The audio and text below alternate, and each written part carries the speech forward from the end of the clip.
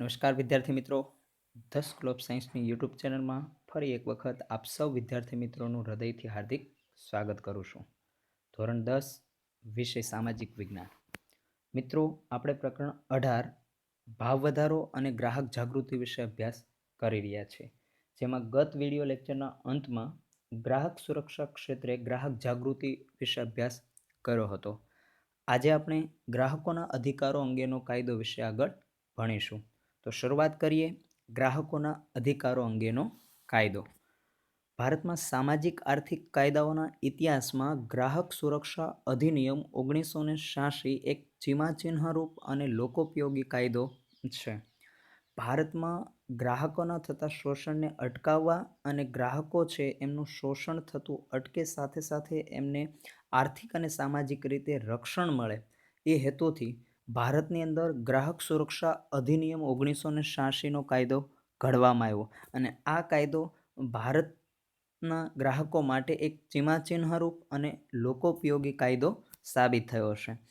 ગ્રાહકોના અધિકારો તેમજ ગ્રાહકોના હિતોના રક્ષણ અર્થે ઘડવામાં આવેલો સૌથી વધારે પ્રગતિશીલ અને સર્વગ્રાહી કાયદો છે. 1986માં ઘડાયેલો આ કાયદો જે છે એ ગ્રાહકોના હિતોનું રક્ષણ કરે છે અને એ રક્ષણાર્થે ઘડવામાં આવેલો કાયદો છે એ ભારતની અંદર પ્રગતિશીલ પણ છે અને સર્વગ્રાહી સ્વરૂપે આ કાયદો છે અમલમાં આવેલ છે, જે નીચે મુજબની કેટલી મહત્વની જોગવાઈઓ કરે છે જે વિશે આપણે સમજ કેળવીશું. તો જે 1986ના વર્ષની અંદર ભારતમાં ગ્રાહક સુરક્ષા અધિનિયમ અમલમાં મૂકવામાં આવ્યો, એ કાયદાને અંતર્ગત કેટલીક મહત્વપૂર્ણ જોગવાઈઓ કરવામાં આવી છે. તો એમની અંદર સૌપ્રથમ જોઈએ આપણે ગ્રાહક સેવા સંબંધી. તો આ કાયદા અંતર્ગત ગ્રાહકને સેવા સંબંધી કઈ કઈ જોગવાઈઓ આપવામાં આવી છે. આ કાયદા હેઠળ વ્યાપારી માલ કે સેવાના સંદર્ભમાં ગ્રાહકની વ્યાખ્યા નીચે મુજબ આપવામાં આવી છે કે જે 1986નો કાયદો છે એ કાયદા મુજબ ગ્રાહક કોને કહેવાય? તો એ કાયદા હેઠળ વ્યાપારી માલ અને સેવાના સંદર્ભમાં જોઈએ તો નીચે મુજબ ગ્રાહકની વ્યાખ્યા કરી શકાય. માલના સંદર્ભમાં ગ્રાહક એટલે જેને કાયદાનું રક્ષણ છે તે માટે નીચે દર્શાવેલી કોઈ પણ વ્યક્તિ. ગ્રાહક એટલે એવો વ્યક્તિ કે જેને માલના સંદર્ભમાં કાયદાનું રક્ષણ આપવામાં આવ્યું છે અને એ રક્ષણ આપવામાં આવેલ નીચેનામાંથી જે વ્યક્તિ છે એવી કોઈ પણ વ્યક્તિ હોય તો તેમને ગ્રાહક કહી શકાય. તો સૌપ્રથમ એમાં પહેલી બાબત જોઈએ, જે કોઈ વ્યક્તિ કોઈ પણ ચીજવસ્તુ, માલ કે સેવાની પૈસા આપીને અથવા અવેજના બદલામાં ખરીદી કરે અથવા વસ્તુ કે સેવા આપવા બદલ કિંમત ચૂકવવાની વ્યક્તિ બાંહેધરી આપી અને અથવા તો અંશતઃ કિંમત ચૂકવીને મેળવીને કે અંશતઃ બાકી રકમ ચૂકવવાની બાંહેધરી આપી અને તે વસ્તુ કે સેવા મેળવે તો તે વ્યક્તિ છે એમને ગ્રાહક કહેવાય છે.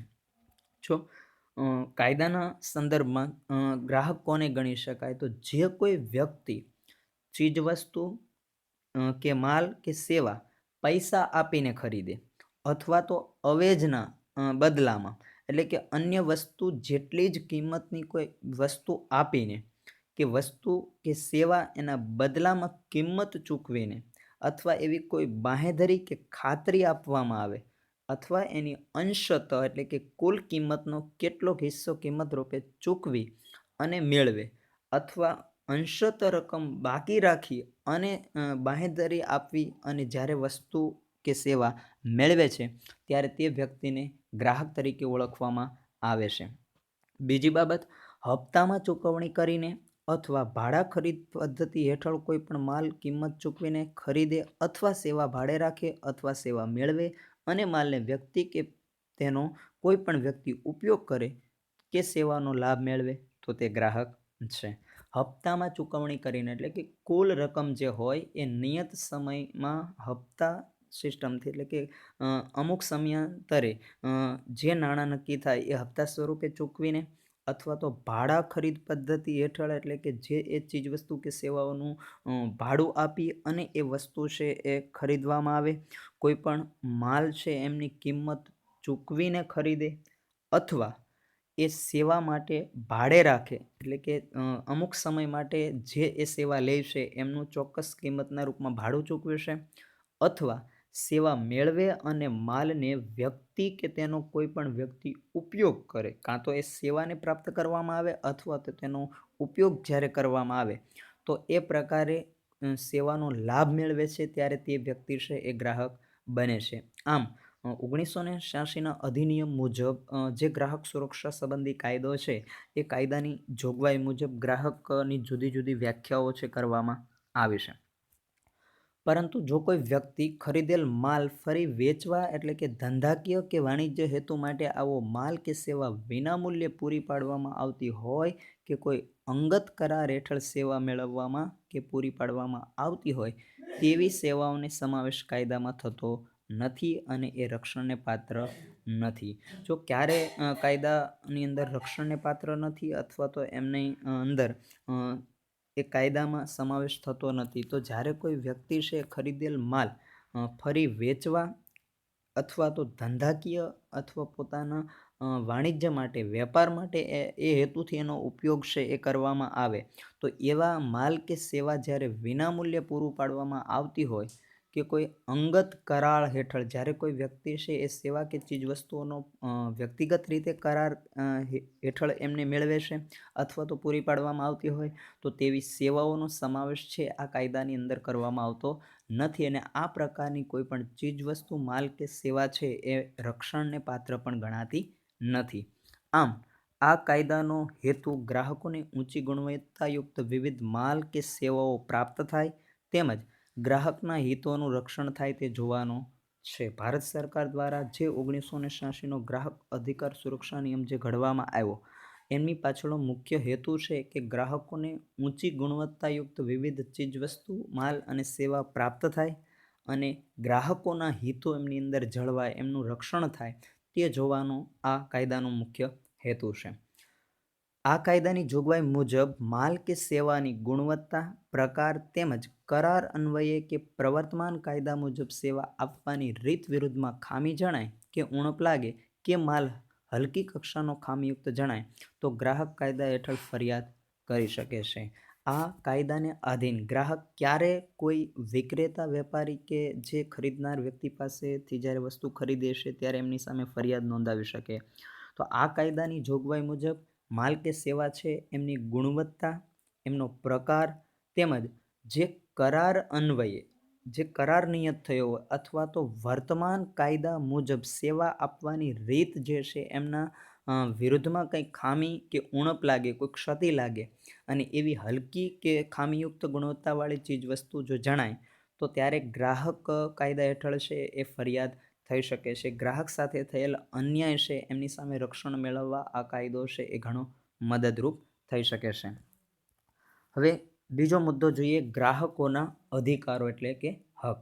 ગ્રાહક તરીકે કોઈ પણ વ્યક્તિ છે એમને કયા કયા અધિકારો મળે છે. બજારમાં મળતી વૈવિધ્યપૂર્ણ અને વસ્તુઓની જાણકારીના અભાવે ગ્રાહક વસ્તુની સાચી પસંદગીમાં ભૂલ કરે છે અને પોતે ખર્ચેલા નાણાંનું પૂરું વળતર મેળવી શકતો નથી. તેના નાણાં વેડફાઈ જાય છે અને પોતે છેતરાઈ ગયાનો અફસોસ વ્યક્ત કરે છે. હવે બજારની અંદર અનેક વૈવિધ્યપૂર્ણ વસ્તુઓ છે એ જુદી જુદી મળે છે અને આ જુદી જુદી વસ્તુઓ છે એમના વિશે પૂરતી જાણકારી ન હોવાના કારણે અજ્ઞાનતાના કારણે ગ્રાહક છે એ ઘણી વખત વસ્તુની પસંદગી બાબતે ભૂલ કરે છે અને જેના કારણે પોતે એ વસ્તુ ખરીદવા પાછળ ખર્ચેલા નાણાંનું એમને પૂરતું વળતર મળતું નથી કે મેળવી શકતો નથી અને તેમના કારણે એમના નાણાં છે એ વેડફાઈ જાય છે અને વ્યક્તિ છે એ છેતરાયાનો અફસોસ પણ વ્યક્ત કરે છે. હલકી કક્ષાના બનાવટી ભેળસેળયુક્ત નીચી ગુણવત્તાવાળા ખાદ્ય પદાર્થોને ખરીદી અને અનેક રોગોને નોતરે છે જેથી આરોગ્યને પણ નુકસાન થાય છે. દરેક વ્યક્તિ છે એ ગ્રાહક તરીકે જ્યારે કોઈ વસ્તુ ખરીદે છે તો એમને એ વસ્તુની પસંદગીનો અધિકાર છે પરંતુ ઘણી વખત ગ્રાહકોને છેતરી અને હલકી કક્ષાનો કે કોઈ બનાવટી ડુપ્લિકેટ કે ભેળસેળ કરીને જે વસ્તુની ગુણવત્તા સારી નથી હોતી તેવી હલકી કે નીચલી કક્ષાની ગુણવત્તાવાળી વસ્તુઓ અને ખાદ્ય પદાર્થો છે એ વ્યક્તિને ખરીદવા પડતા હોય છે અને જેના કારણે આ પ્રકારની ખરીદેલ વસ્તુઓ છે એ અનેક રોગોનું કારણ બને છે, જેથી કરી અને વ્યક્તિના આરોગ્ય સામે પણ મોટું નુકસાન થાય છે. તોલમાપ, ભેળસેળ અને બનાવટ, છેતરપિંડી, ભાવોમાં લૂંટફાટ અને ભ્રષ્ટાચારી અનૈતિક રીત રસમોથી સમાજનું નૈતિક ધોરણ નીચું જાય છે. વેપારી કે ઉત્પાદક છે એ વધારે નફો મેળવવાના હેતુથી, વધારે લાભ મેળવવાના આશયથી ગ્રાહક છે એમનો સાથે અન્યાય કે ગ્રાહકનું શોષણ કરતો જોવા મળે છે. તો આ પ્રકારના જુદા જુદા વિકલ્પોમાં જોઈએ તો ઘણી વખત તોલમાપ છે એમાં ખાસ કરી અને ઓછું તોલ લઈને આપવું, ચીજ વસ્તુઓની અંદર અન્ય ચીજ વસ્તુઓની ભેળસેળ કરવી કે બનાવટી ચીજ વસ્તુ આપવી, ગ્રાહક સાથે છેતરપિંડી કરવી, ભાવ છે એમની અંદર લૂંટફાટ એટલે કે છાપેલ કિંમત કરતાં ગ્રાહક પાસેથી વધારે ભાવો લેવા અને ભ્રષ્ટાચારી રીતે અનૈતિક જે રીત રસમો છે, ચાલચલણ છે કે વર્તણૂક છે અપનાવી અને સમાજની અંદર નૈતિક ધોરણ છે એ નીચું જતું જોવા મળે છે. આમ ગ્રાહકોનું શોષણ થાય છે અને સાથે સાથે સમાજની અંદર નૈતિકતા છે એ પણ નિમ્ન કક્ષાએ જતી જોવા મળે છે. ઉત્પાદકો, વેપારીઓ બંને પોતાની ઉત્પાદિત ચીજવસ્તુઓના ભાવ, સંગ્રહણ, ગુણવત્તામાં એકરૂપતા અને પારદર્શિકતા રાખે તે માટે કાયદાની જોગવાઈઓ કરી છે. ઉત્પાદક એટલે કે જે વ્યક્તિ ઉત્પાદન કરે છે, વેપારીઓ જે વેચનાર કે ઉપભોક્તા છે એ બંને પોતાની ઉત્પાદિત ચીજવસ્તુઓના ભાવ, એમના સંગ્રહ સમયની ગુણવત્તા અને એકરૂપતા તેમજ પારદર્શિકતા જળવાય એ માટે આ કાયદાની અંદર જુદી જુદી જોગવાઈઓ કરવામાં આવી છે. આ જોગવાઈઓથી ગ્રાહક જાગૃત બને અને ગ્રાહકને છેતરવાની વિવિધ તરકીબો, ખોટી રીત રસમો સામે લડત શી રીતે આપી શકાય તેનું શિક્ષણ અને વિવિધ ઉપયોગની સમજ આપવાના કેટલાક અધિકારો ધારામાં આપવામાં આવ્યા છે.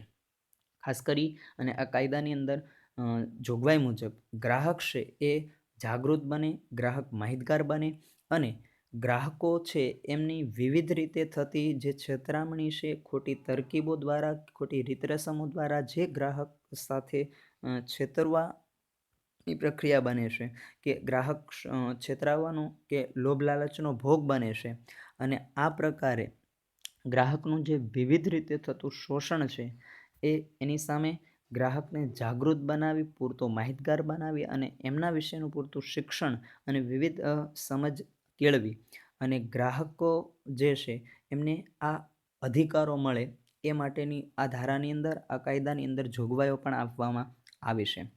અધિકારોનું રક્ષણ કરવું એ ગ્રાહક જાગૃતિનો મુખ્ય ઉદ્દેશ છે. મિત્રો યાદ રાખજો પ્રશ્ન કે અધિકારોનું રક્ષણ કરવું એ કોનો મુખ્ય ઉદ્દેશ છે? તો ગ્રાહક જાગૃતિ માટેનો મુખ્ય કોઈ ઉદ્દેશ હોય તો જે ગ્રાહકોને આપવામાં આવેલા અધિકારો છે તેમનું રક્ષણ થાય એ મુખ્ય આશય છે.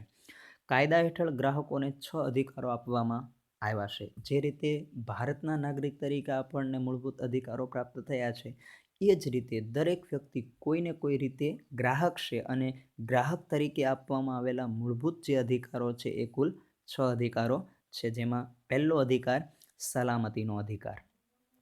જે ઉત્પાદન પ્રક્રિયાના અંતે ચીજવસ્તુ કે સેવાઓની ગ્રાહકના જાન સામે જોખમ હોય કે આરોગ્યને હાનિ કરતા હોય તો તેની સામે રક્ષણ કે સલામતી મેળવવાનો અધિકાર છે. જે ઉત્પાદન પ્રક્રિયા એટલે કે કોઈ પણ વસ્તુનું ઉત્પાદન કરવા માટેની જે પ્રોસેસ છે એ પ્રક્રિયાના અંતે ઉત્પાદન થયા બાદ ચીજવસ્તુ કે સેવાઓથી ગ્રાહકના જાન સામે, ગ્રાહકને જોખમ હોય અથવા તો ગ્રાહક માટે આરોગ્યની દ્રષ્ટિએ હાનિકારક હોય તો તેવી કોઈ પણ વસ્તુના જે ઉત્પાદક છે એમની સામે કાયદાકીય રીતે છે એ રક્ષણ મેળવવાનો અને સલામતી મેળવવાનો અધિકાર છે એ ગ્રાહકને આપવામાં આવ્યો છે. આ અધિકાર દ્વારા ભૌતિક પર્યાવરણની સુરક્ષા અને જીવનની ગુણવત્તાની સલામતી મેળવવાનો છે. ગ્રાહકને આપવામાં આવેલો જે સલામતીનો અધિકાર છે એમની પાછળનો મુખ્ય હેતુ છે કે ભૌતિક પર્યાવરણની સુરક્ષા જળવાય અને જીવનની જે ગુણવત્તા છે એ સલામત બની રહે, સલામતી મળી રહે એ માટેનો મુખ્ય આશય છે એ સલામતીનો અધિકાર આપવામાં આવ્યો છે. ત્યારબાદ બીજો અધિકાર છે માહિતી મેળવવાનો અધિકાર. કોઈ પણ ગ્રાહકને છે એ પૂરતા પ્રમાણમાં જે તે ચીજ વસ્તુ વિશેની સંપૂર્ણ માહિતી મેળવવાનો અધિકાર આપવામાં આવ્યો છે. ગ્રાહકને માલ અને સેવાની ગુણવત્તા, જથ્થો, ક્ષમતા, શુદ્ધતા, ધોરણ, વપરાશ, કિંમત વગેરેની બાબતોની જાણકારી હોવી જોઈએ, જેથી તે બજારમાં વેપારીઓની ગેરરીતિ કે ભ્રષ્ટ રીત રસમોથી બચી શકે. સૌપ્રથમ તો ગ્રાહક તરીકે ગ્રાહકને જે તે ચીજ વસ્તુ ખરીદતા પહેલાં એ સેવા કે માલ છે એમની ગુણવત્તા કયા પ્રકારની છે એ ખ્યાલ હોવો જરૂરી છે. એમનો જથ્થો, જે તે વસ્તુ કે સેવાઓની ક્ષમતા, એમની શુદ્ધતા કયા પ્રકારની છે, એમનું ધોરણ કયા પ્રકારનું, એટલે કે એમની અંદર આપવામાં આવતું જે ચીજવસ્તુનું પ્રમાણ કેટલા માત્રામાં છે, એ ચીજવસ્તુ છે એમનો વપરાશ કઈ પદ્ધતિએ કે કઈ રીતથી કરવો જોઈએ અને એમની કિંમત કઈ છે. આ દરેક બાબતોની જાણકારી છે એ ગ્રાહકને હોવી જોઈએ, જેથી કરી અને બજારમાં વેપારી દ્વારા ખોટી રીત રસમો અપનાવીને ખોટી ગેરરીતિ આચરી અને ગ્રાહકોનું શોષણ છે એ થતું અટકાવી શકાય. આ માહિતી મેળવવાના અધિકાર દ્વારા ગ્રાહક શાણપણ અને જવાબદારીપૂર્વક વર્તન કરવા પ્રેરાય છે. જે ગ્રાહકને માહિતી મેળવવાનો અધિકાર આપવામાં આવ્યો છે એ અધિકાર દ્વારા ગ્રાહક પોતાની સમજ કે ચતુરાઈ દ્વારા જવાબદારીપૂર્વકનું વર્તન કરવા પ્રેરાય એ મુખ્ય આશય છે. ગ્રાહકને માહિતી લેબલમાંથી, પેકિંગ પરથી, જાહેર ખબર, ભાવપત્રકો અને સરકારી જાહેર ખબરો તેમજ અહેવાલો પરથી માહિતી મળી રહેશે. ખાસ કરી અને ગ્રાહકને આ તમામ પ્રકારની માહિતી કઈ કઈ રીતે પ્રાપ્ત થાય છે, તો જે ચીજવસ્તુ છે એમના પર આપેલ લેબલમાંથી આ માહિતી મેળવી શકાય છે, પેકિંગ પરથી અને જુદી જુદી જે જાહેર ખબરો છાપવામાં આવતી હોય છે એના દ્વારા, ત્યાર પછી ભાવપત્રકો પરથી જે તે ચીજવસ્તુઓ વિશેની માહિતી અને એમની કિંમત જાણી શકાય છે. સરકારી જાહેર ખબરો આપવામાં આવતી હોય છે, આ જાહેર ખબરો મારફત અને જુદા જુદા જે અહેવાલો પ્રસિદ્ધ થતા હોય છે એ અહેવાલો પરથી પણ આ માહિતી છે એ પ્રાપ્ત થઈ શકે છે. ત્યારબાદ ત્રીજો અધિકાર જોઈએ, પસંદગી કરવાનો અધિકાર. કોઈ પણ ગ્રાહકને છે એ પોતાની ઈચ્છા અનુસાર જુદી જુદી વસ્તુ છે એ પસંદ કરવાનો અધિકાર મેળવશે.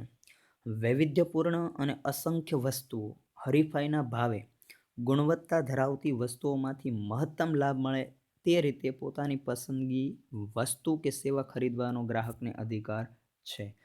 આજે બજારની અંદર અસંખ્ય વસ્તુઓ છે એ જોવા મળે છે અને અસંખ્ય પ્રમાણમાં વસ્તુઓ છે એ ઉપલબ્ધ છે, પરંતુ આ વિવિધતા અને અસંખ્ય પ્રમાણમાં રહેલી વસ્તુઓ છે હરીફાઈના અભાવે અને જે તે વસ્તુ છે એ ગુણવત્તા ધરાવતી વસ્તુઓમાંથી મહત્તમ લાભ મળે, વધારેમાં વધારે એમને લાભ થાય એવી વસ્તુ પસંદ કરવાનો અધિકાર છે એ ખરીદનાર ગ્રાહકને આપવામાં આવ્યો છે. પસંદગીનો અધિકાર એટલે ગ્રાહકને વસ્તુ વ્યાજબી કિંમતે, સંતોષપ્રદ સેવા અને ગુણવત્તાની ખાતરી આપવાનો છે.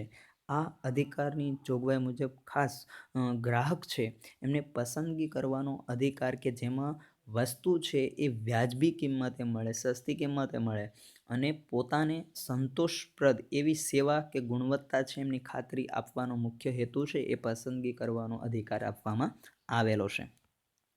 વિવિધ પ્રકારની અનેક વસ્તુમાંથી ગ્રાહકને પોતાની ખૂબ જ અનુકૂળ આવતી વસ્તુઓ પસંદ કરવાની સ્વતંત્રતા આ અધિકાર આપે છે. ઘણી બધા વિવિધતાવાળી વસ્તુઓ છે એ વસ્તુઓ પૈકી ગ્રાહક છે એને પોતાને ગમે તેવી અને પોતાને અનુકૂળ આવતી વસ્તુઓ છે એ પસંદ કરવાની સ્વતંત્રતા છે એ આ અધિકારમાં આપવામાં આવી છે. ગ્રાહક સામે ઘણી બધી વસ્તુઓ જુદી જુદી વિવિધતામાં જોવા મળે છે, પરંતુ ગ્રાહક પોતે ઈચ્છે ગ્રાહકને અનુકૂળ આવે એ અને પોતાની પસંદગીની વસ્તુની સ્વતંત્રતા મળે એ હેતુથી આ અધિકાર આપવામાં આવેલો છે. ત્યાર પછી ગ્રાહકને મળતો ચોથો અધિકાર છે રજૂઆત કરવાનો અધિકાર. ગ્રાહકોના હકો અને હિતોના રક્ષણ કરવા તથા ગ્રાહકની ફરિયાદો કે હિતો સંબંધી બાબતોની યોગ્ય કક્ષાએ રજૂઆત કરવી તથા તે અંગે યોગ્ય વિચારણા કરવામાં આવે તેવી વ્યવસ્થા ઊભી કરવી અને ગ્રાહકોના કલ્યાણ સંબંધી વિચારણા હાથ ધરવા માટે ગ્રાહકોના બિનરાજકીય, બિનધંધાકીય ધોરણે ગ્રાહક મંડળો રચવામાં આવે અને તેમાં ગ્રાહકોના પ્રતિનિધિઓને સ્થાન આપીને તેમની રજૂઆતોને સાંભળવાની વ્યવસ્થા ઊભી કરવામાં કાયદા હેઠળ જોગવાઈ કરી છે. ગ્રાહક છે એ કઈ રીતે પોતાની રજૂઆત છે એ કાયદાને આધીન કરી શકે, પોતાના અધિકાર મારફત કરી શકે, તો ગ્રાહકોના હક અને હિતોનું રક્ષણ કરવા માટે તેમજ ગ્રાહકોની જે ફરિયાદો છે એ ફરિયાદો કે હિતો સંબંધી બાબતોની યોગ્ય કક્ષાએ રજૂઆત કરવા માટે તેમજ અંતે તે અંગે યોગ્ય વિચારણા કરવામાં આવે અને એવી કોઈ વ્યવસ્થા ઊભી થાય કે પોતાના હિતોનું રક્ષણ થાય, પોતાની જે ફરિયાદો છે એ ફરિયાદો કઈ રીતે કરી શકાય આ માટેનું એક ચોક્કસ પ્રકારનું મંડળ તૈયાર કરવામાં આવે અને જેમની અંદર ગ્રાહકોના કલ્યાણ સંબંધી વિચારણા હાથ ધરવામાં આવે કે જેમાં ગ્રાહકોનું કલ્યાણ જળવાય, ગ્રાહકોનું હિત થાય, એમના હિતોનું રક્ષણ છે એ મળે એ માટે કે જેમાં બિન રાજકીય એટલે કે જે કોઈ રાજકીય ક્ષેત્ર સાથે ન જોડાયેલી હોય તેવી બિન રાજકીય, બિન ધંધાકીય એટલે કે જેને કોઈ વ્યવસાય સાથે સંબંધ ન હોય તેવી બિન ધંધાકીય ધોરણે ગ્રાહક છે એ ગ્રાહક મંડળો રચવામાં આવે અને એ ગ્રાહક મંડળો દ્વારા ગ્રાહકોના પ્રતિનિધિઓને સ્થાન આપવામાં આવે.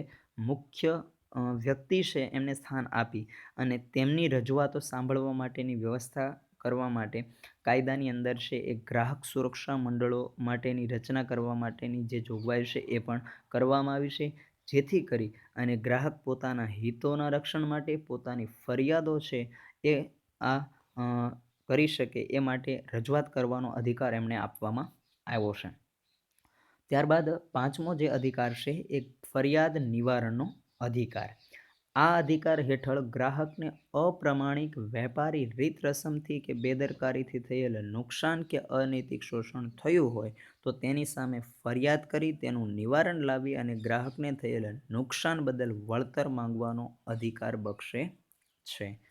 આ અધિકારની અંદર ખાસ કરીને જોઈએ તો ગ્રાહક છે એમની સાથે થયેલ અન્યાય કે અપ્રમાણિક રીતે વેપારી દ્વારા જે રીત રસમ અપનાવવામાં આવી છે, કોઈ બેદરકારીથી એમને થયેલ નુકસાન અથવા ગ્રાહક સાથે થયેલ અનૈતિક શોષણનો જે ગ્રાહકે ભોગ બનવું પડ્યું હોય તેની સામે ગ્રાહક ફરિયાદ કરી શકે અને પોતાની ફરિયાદનું નિવારણ લાવી અને ગ્રાહકને થયેલ જે નુકસાન છે તેમનું વળતર માંગવાનો પણ અધિકાર આ કાયદાની અંદર આપવામાં આવ્યો છે, જેથી કરી અને ગ્રાહક પોતાની સાથે થયેલ અન્યાય કે અપ્રમાણિક રીતે થયેલું વર્તન છે, અનૈતિક રીતે થયેલું એમનું શોષણ છે, એમની સામે પોતે આ કાયદાને આધીન રક્ષણ મેળવી શકે એ માટે એમને વળતર મેળવવાનો અધિકાર પણ આ કાયદામાં આપવામાં આવ્યો છે. આ વળતરમાં માલ બદલી આપવો, પાછો લઈ લેવો, પૈસા પાછા આપવા, ચાર્જ વસૂલ કર્યા વિના સમારકામ કરી આપવું વગેરે છે. એટલે કે જ્યારે કોઈ ગ્રાહક છે એમને વળતર માંગવાનો અધિકાર મળ્યો છે એ અધિકાર મારફત ગ્રાહક વળતર મેળવે છે ત્યારે એમાં કઈ કઈ બાબતો સામેલ છે તો આ વળતરની અંદર જે તે ચીજ વસ્તુ છે એ બદલી આપવી એટલે કે માલ કે સેવા છે એમાં માલ છે બદલી આપવો, એ વસ્તુ પાછી લઈ લેવી, એમના પૈસા ગ્રાહકને પરત કરવા, એમની પાસેથી કોઈ પણ પ્રકારનો ચાર્જ વસૂલ કર્યા વગર કંઈ પણ કિંમત લીધા વગર એ વસ્તુ છે એમનું સમારકામ કરી આપવું, આ દરેક બાબતોનો સમાવેશ છે એ આ અધિકારની અંદર કરવામાં આવ્યો છે. આવી એક કે એકથી વધુ રાહતો વળતર રૂપે માગી શકે છે.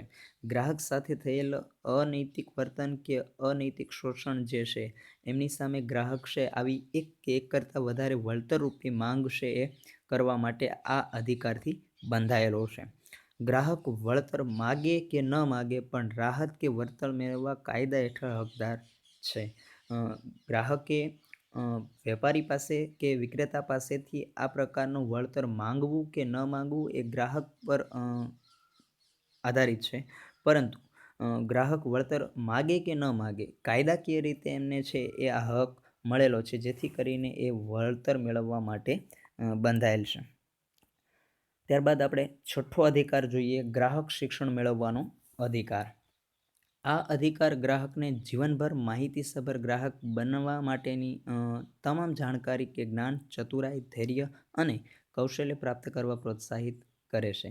ખાસ કરી અને ગ્રાહક છે એમને ગ્રાહક સંબંધી શિક્ષણ મળી રહે, ગ્રાહક સંબંધી સંપૂર્ણ માહિતગાર થાય અને તમામ પ્રકારની એ જાણકારી પ્રાપ્ત કરે, જે તે ક્ષેત્ર માટેની ખરીદીનું જ્ઞાન હોય, સમજદારીપૂર્વક, ચતુરાઈપૂર્વક તેમજ એકદમ ધૈર્યતાથી અને કૌશલ્યપૂર્ણ આ માહિતી છે એ પ્રાપ્ત કરવા માટે આ અધિકાર છે એ પ્રોત્સાહન આપે છે.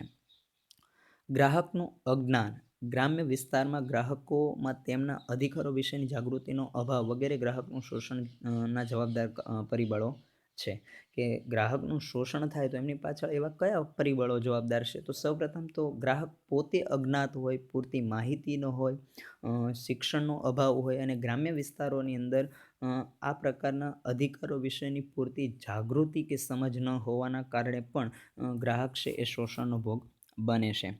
શાળાના અભ્યાસક્રમોમાં સ્થાન આપીને વિવિધ સંસ્થાઓની મિટિંગોમાં ગ્રાહક શિક્ષણ સંબંધી ચર્ચા સભા, પ્રદર્શનો, વાર્તાલાપ, કાર્યશિબિરો દ્વારા ગ્રાહક શિક્ષણની તાલીમ પૂરી પાડી અને ગ્રાહકની કુશળતા વધે તેવા પ્રયત્નો કરવા જોઈએ, જેથી બજારમાં તે જાગૃત ગ્રાહક તરીકેની ફરજો અસરકારક રીતે અદા કરી શકે, જેમાં ગ્રાહક શિક્ષણ મદદરૂપ બને છે.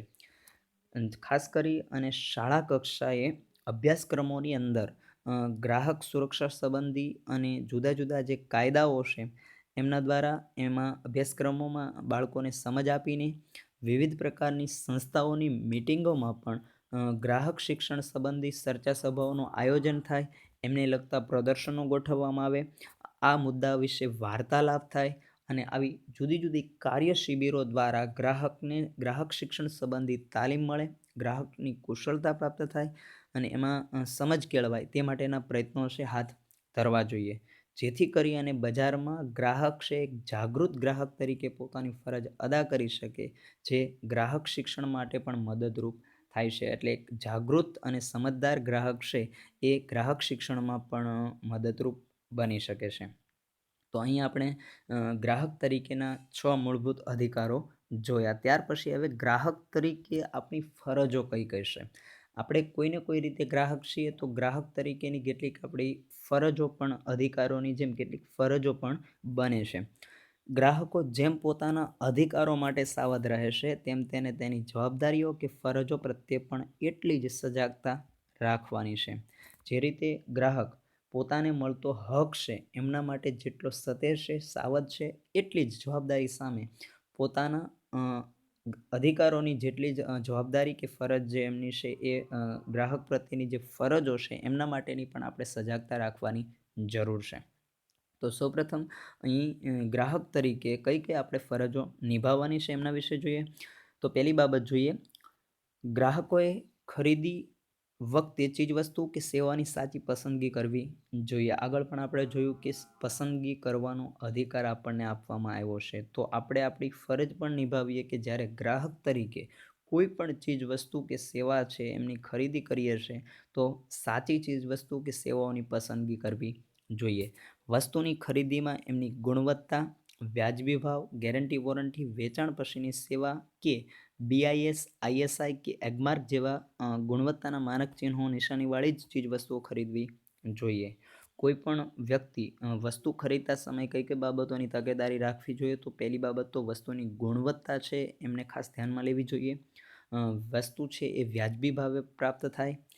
વસ્તુ સંબંધી વોરંટી કે ગેરંટી કાર્ડ જે આપવામાં આવે છે, કારણ કે વોરંટી હોય તો એ ચીજવસ્તુ છે એમની અંદર કંઈ પણ ક્ષતિ કે ખામી સર્જાય તો કોઈ પણ પ્રકારની રકમ ચૂકવા વગર જેટલા સમય માટેની વોરંટી છે એ સમયગાળા દરમિયાન એ ચીજવસ્તુ રિપેર કરી આપવાની જવાબદારી જે તે વિક્રેતાની હોય છે.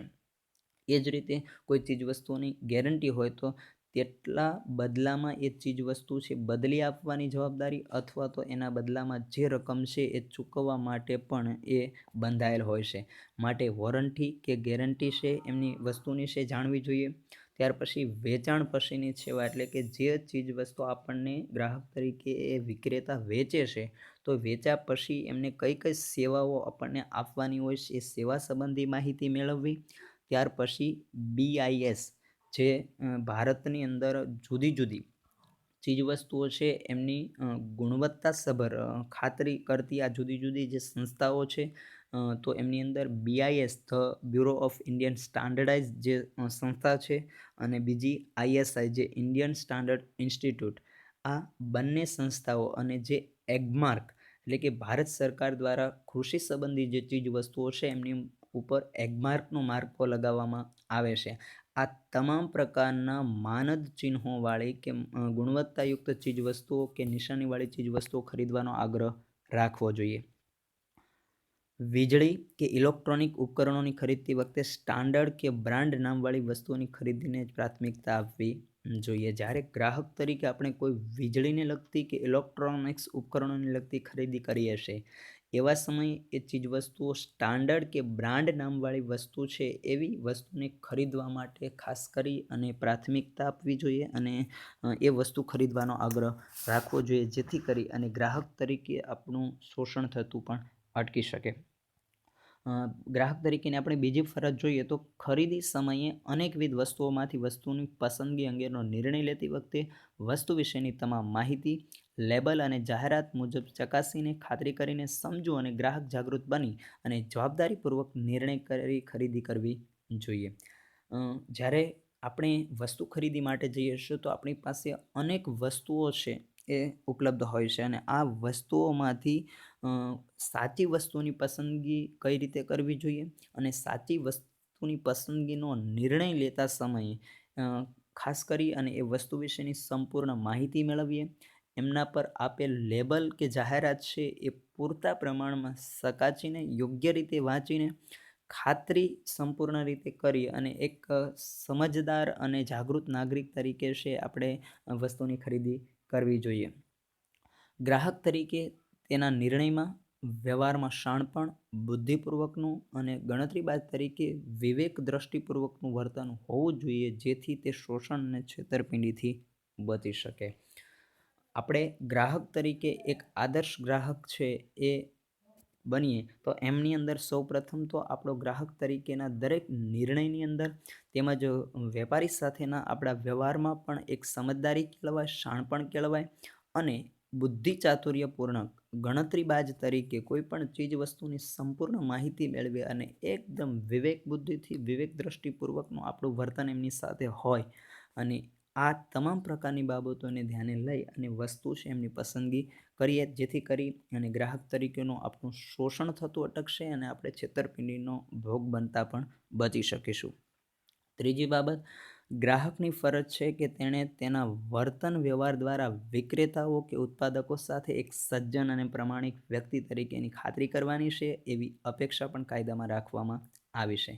કાયદાની અંદર જે ગ્રાહકના અધિકારો આપવામાં આવ્યા છે, પણ સાથે સાથે આપણી ફરજમાં પણ એ બાબત દર્શાવવામાં આવી છે કે ગ્રાહકની ફરજ છે કે ગ્રાહક વિક્રેતા સાથે કે વેપારી સાથે એમનું વર્તન છે એ વર્તન એક સજ્જન માણસની જેમ એક પ્રમાણિક વ્યક્તિની રીતે ખાતરીપૂર્વકનું પોતાનું વર્તન કરે એવી અપેક્ષા પણ કાયદાની અંદર રાખવામાં આવી છે. એટલે આપણે ગ્રાહક તરીકે વિક્રેતા સાથે આપણો વ્યવહાર છે એ પ્રમાણિક અને સજ્જન વ્યક્તિ તરીકેનો હોવો જોઈએ.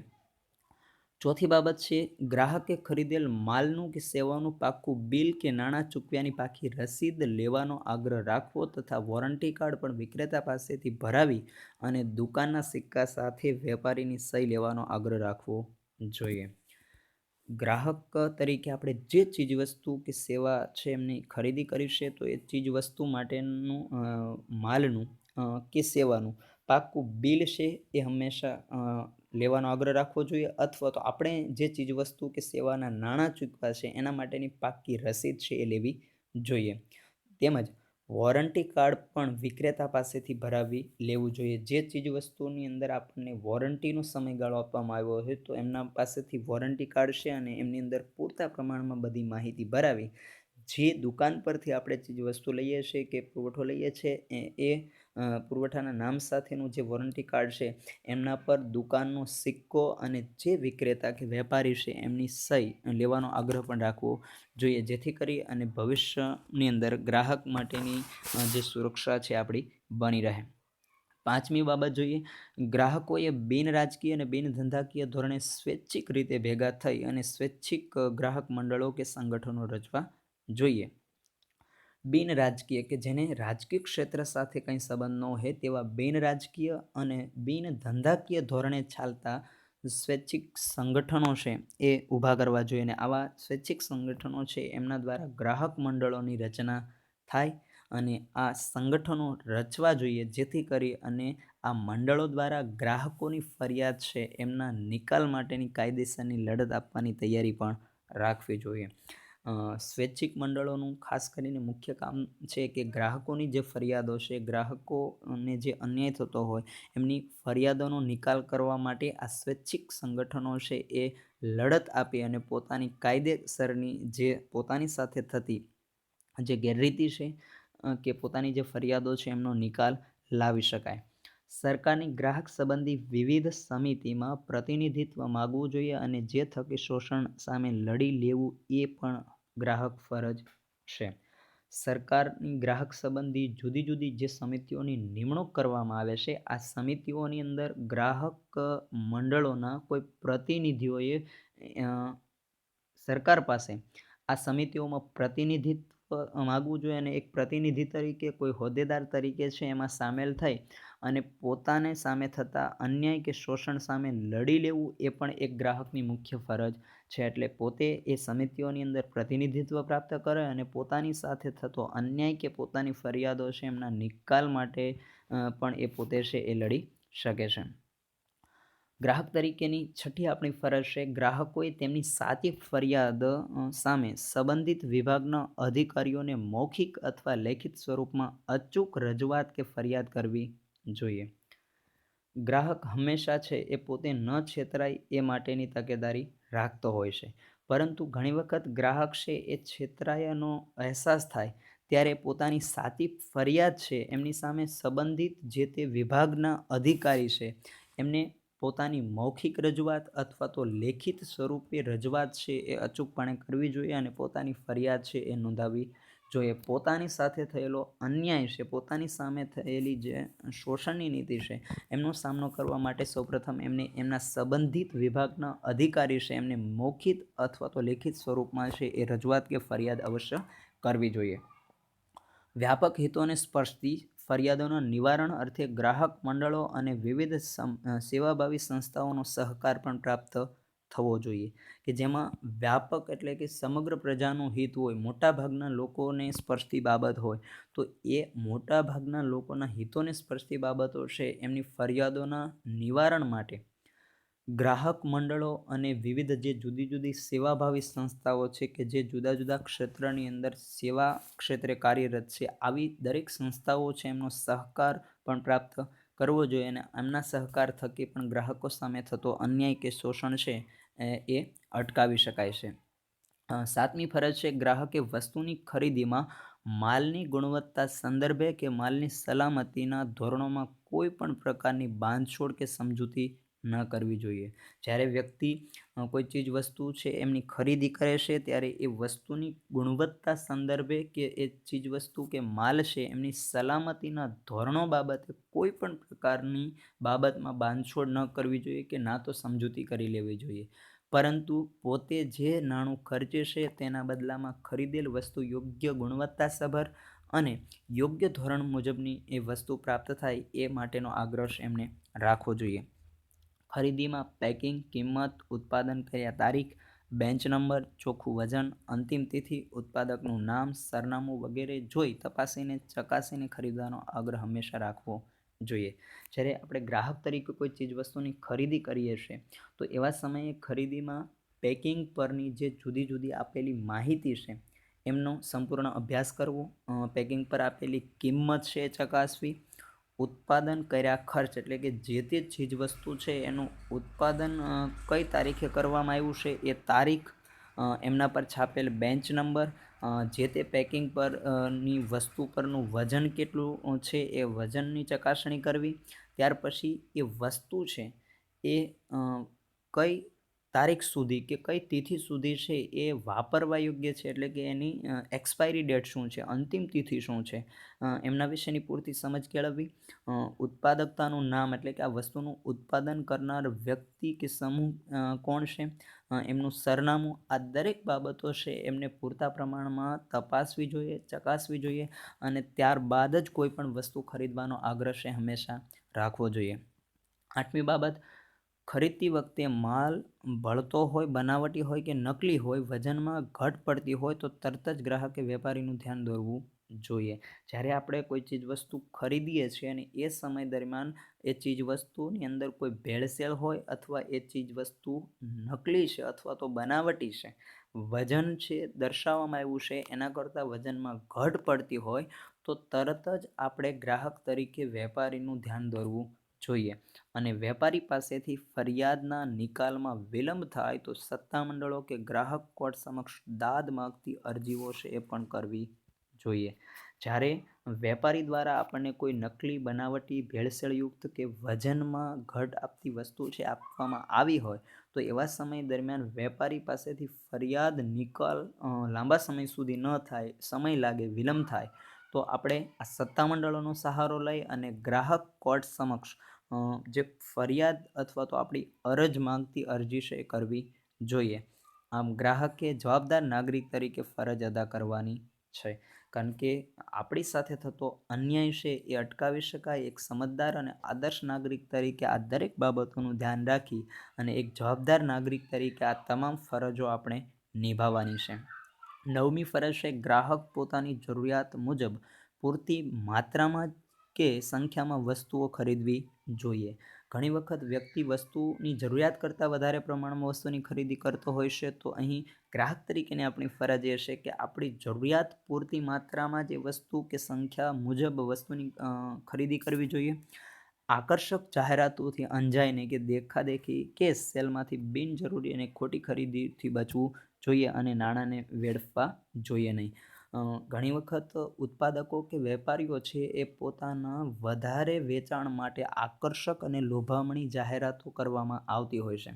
તો આવી લોભામણી કે અંજાઈ અને કોઈ વ્યક્તિની દેખાદેખીમાં આવ્યા વગર આવી સેલમાંથી કે વિક્રેતાઓ પાસેથી બિનજરૂરી અને ખોટી વસ્તુઓની ખરીદીથી છે હંમેશા બચવું જોઈએ, જેથી કરી એમની પાછળ આપણો નાણાંનો જે થતો વેડફાટ છે એમને પણ અટકાવી શકાય. આમ આપણી જરૂરિયાત પૂરતી માત્રામાં જ એ વસ્તુની ખરીદવી જોઈએ અને ખોટી કે બિનજરૂરી વસ્તુ ખરીદતા અટકવું જોઈએ. તો આવી જુદી જુદી ઘણી બધી આપણે ગ્રાહક સંબંધી જે ફરજો છે એમાં 9 ફરજોનો અભ્યાસ અહીં કર્યો છે.